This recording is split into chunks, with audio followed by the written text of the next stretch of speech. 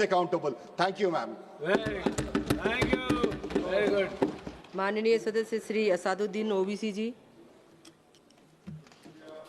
मोहतरमा चेयरमैन साहिबा, मैं शुरुआत में अपनी तरफ से ताज़ियत पेश करना चाहूँगा उन 26 लोगों को जिनका नाम पूछकर और मुसलमान नहीं होने के नाते पर उनको गोली मारकर कत्ल कर दिया गया।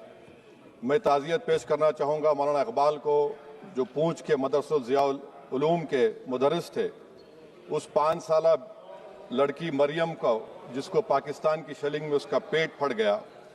मैं ताज़ियत पेश करना चाहूँगा मैडम जैन अली और उर्वा फातिमा, इन दो जुड़वा भाई बहनों को जिनकी उम्र 14 साल थी, लांस नायक दिनेश कुमार को, बीएसएफ के सब इंस्पेक्टर मोहम्मद इम्तियाज़ को। मैं शुक्रिया अदा करना चाहूँगा कश्मीर की आवाम का कि उन्होंने पहलगाम के वाक़े के बाद मस्जिदों से ऐलान किया मजम्मत का, बग़ैर किसी के बोलने पर रोड पर निकलकर उन्होंने पाकिस्तान से आए हुए दहशतगर्दों की मजम्मत की। मैं मुबारकबाद देता हूँ हमारी मुसल्लह अफवाज को कि उन्होंने एक अजीम कुर्बानी पेश की और बहादुरी के साथ ऑपरेशन सिंदूर में भारत को कामयाबी दिलाई। मैं मुसल्लह अफवाज ने पहले 9 दहशतगर्द ठिकानों पर उनको निशाना बनाया और सबसे मेरी नज़र में जो दहशतगर्दी के दिल पर हमला हुआ वो भावलपुर का था और 6 एयरफील्ड, 3 हैंगर और 2 रनवेज को हमने तबाह किया।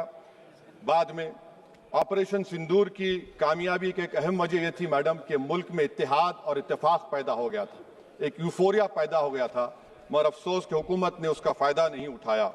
मैं आज भी कह रहा हूँ, जिम्मेदारी के साथ कह रहा हूँ कि पाकिस्तानी फ़ौज, पाकिस्तान की ISI, पाकिस्तान का डीप स्टेट, उनका हयाती मकसद ये है कि हमेशा भारत को कमज़ोर किया जाए और अगर हमको इन ताकतों को कमज़ोर करना है तो देश में इत्तेहाद और इत्तेफाक को बरकरार रखना पड़ेगा। अगर हम बुलडोज़र के ज़रिए या फिर लिसानी जबर के ज़रिए या मजहबी फ़िरक़ा परस्ती के ज़रिए अक़लियतों को निशाना बनाएंगे तो हम खुदा ना खास्ता उन पड़ोसी मुल्क के दहशतगर्द तंजीमों को कहीं कामयाब ना हो जाए।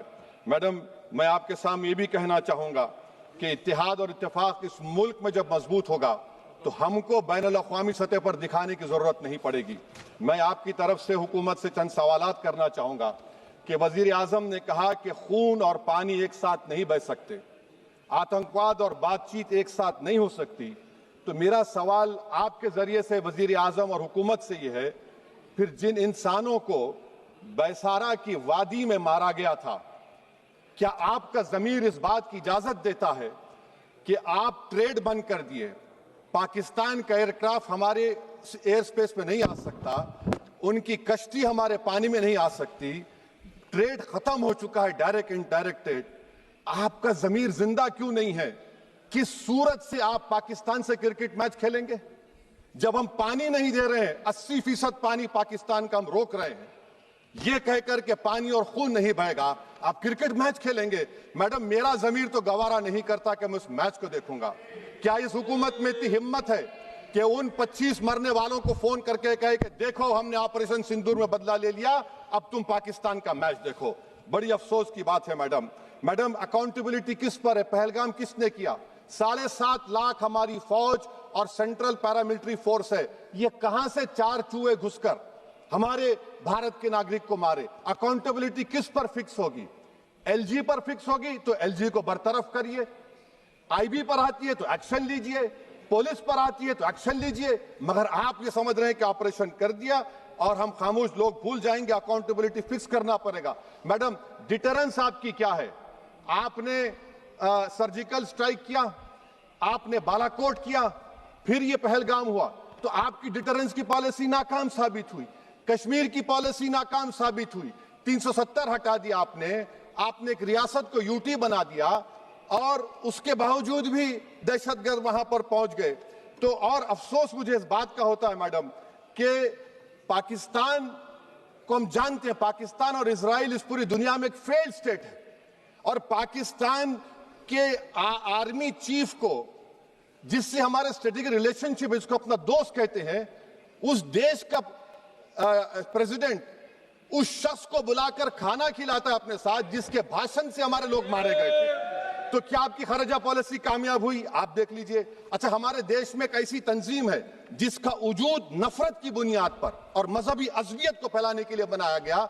उनको तकलीफ है सेकुलरिज्म से, सोशलिज्म से, मगर हमारे संविधान के प्रियम्बल में लफ्ज सॉवरेन है। सॉवरेन का मतलब यह है कि हम खुद मुख्तार हैं, हम हाकिम आला हैं, हम अपने मुल्क के मुकद्दर का फैसला करेंगे। एक गोरा व्हाइट हाउस में बैठकर भारत की सीज फायर का ऐलान करेगा? यह आपका नेशनलिज्म है। अफसोस होता है मुझे सर। मैडम मैं आपसे पूछना चाह रहा हूं कि अगर एक चचा सैम ऐलान कर रहे हैं तो हमारी फौज पर क्या असर पड़ा होगा? हमारे उन पायलटों पर क्या असर पड़ेगा जो नहीं मालूम कितनी ऊपर आसमानों पर भारत की हिफाजत कर रहे हैं? वो नेवी का सिपाही जो समंदर में खड़ा हुआ है, उसको यह नहीं मालूम हो रहा है कि मेरा प्रधानमंत्री ऐलान नहीं किया, एक गोरे ने ऐलान किया। बड़ा ये आपके कैसा होगा ये? मैडम मेरा सवाल हुकूमत से यह भी है कि हम कोई एडवर्सेरियल कंट्री नहीं है अमेरिका के लिए, हम दोस्त हैं, स्ट्रेटेजिक रिलेशनशिप है। क्या क्या एग्रीमेंट हमने साइन नहीं किया, तो क्या ये दोस्ती निभा रहे हैं? मैडम मैं हिस्टोरिकल एग्जांपल दे रहा हूं, क्रुश्चेव और टीटो। क्रुश्चेव ने दबाव डाला, टीटो ने कहा मैं नहीं मानता, मैं नैम ज्वाइन करूंगा। मैडम फ्रांस और यूएसए, डिगोल को जब यूएसए ने दबाव डाला तो डिगोल ने कहा कि तुम दोस्त हो मगर हमारी खारिजा पॉलिसी आजाद ना है। मैडम वहीं पर आप देखिए गुजराल साहब, जिसको कहते सबसे कमजोर थे, वजीर आजम थे, उन्होंने बहादुरी का मजारा किया, रिफूलिंग करने नहीं दिया। वियतनाम 20 साल यूएसए से लड़ा मगर झुका नहीं, और हम उनको बोल भी नहीं पा रहे। हम तो कोई दुश्मन मुल्क तो नहीं है अमेरिका के, ये आपको समझने की जरूरत है। और मैडम यहां पर वजीर खारजा ने कहा वो चीन गए, डिप्टी चीफ ऑफ स्टाफ ने कहा कि चीन के इक्विपमेंट एक लाइव लैब था हमारे उनके लिए। क्या आपने कहा चीन को कि तुमने क्यों दिया पाकिस्तान को हथियार? आप नहीं कहे। और मैडम आप जानते हैं कि रक्षा मंत्री ने कहा कि स्विफ्ट एंड प्रोपोर्शनेट, तो फिर जो इंडोनेशिया मिलिट्री अटैचे ने कहा कि हमको कहा गया मत मारो, हम सेल्फ डिफेंस में भी नहीं मार सकते थे पाकिस्तान को। और अगर आप ट्रंप के बयान को गलत कह रहे हैं कि 5 एयरक्राफ्ट नहीं गिरे, मैं यकीन करता हूं आपकी बात का। आप हमारे पायलट्स को कमेंट करिए ना, हमारे पायलट्स को कमेंट करिए कि हम अपने पायलट्स की तारीफ करते हैं, आप वो भी नहीं करना चाहते। मैं हुकूमत से जानना चाहता हूं मैडम कि क्या फ्रांस ने हमको सोर्स कोड नहीं दिया जिसकी वजह से हमारे एयरक्राफ्ट को क्या नुकसान हुआ? अब मुस्तकबिल में आप हथियार खरीदेंगे तो क्या आप सोर्स कोड हासिल करेंगे? और मैडम मैं आपको बताना चाह रहा हूं, मेरे सवाल का जवाब हुकूमत दे। हमारे पास सैंक्शन जो स्क्वाड्रन है 42 है, 60 साल के बाद सिर्फ 29 काम कर रहे हैं। पाकिस्तान के पास 25 हैं, चीन के पास 50 से ज्यादा हैं। 11 साल से आप सरकार में हैं, सबमरीन नहीं है, थर्ड एयरक्राफ्ट कैरियर कहां पर है आप बताइए। और मैडम FATF में लाना पड़ेगा आपको। अगर आप विश्व गुरु हैं तो हम आपको चैलेंज कर रहे हैं, आप G7 के कंट्रीज को, GCC को और चचा सैम को राजी कराइए कि पाकिस्तान को, मैडम खत्म कर रहा हूं, FATF में दोबारा लाया जाए। मैडम ऑल पार्टी मीटिंग हुई, देखिए कितना कॉन्ट्रडिक्शन है केंद्र सरकार में और स्टेट सरकार में। ऑल पार्टी मीटिंग में मैं था, केंद्र सरकार ने कहा कि नहीं, बैसारन मिडोस पर तो कोई जा ही नहीं सकता, जून से पहले इजाजत लेना पड़ेगा। बाद में हमको मालूम हुआ कि साल भर खुला रहता मिडोस सिवाय बारिश और स्नो के।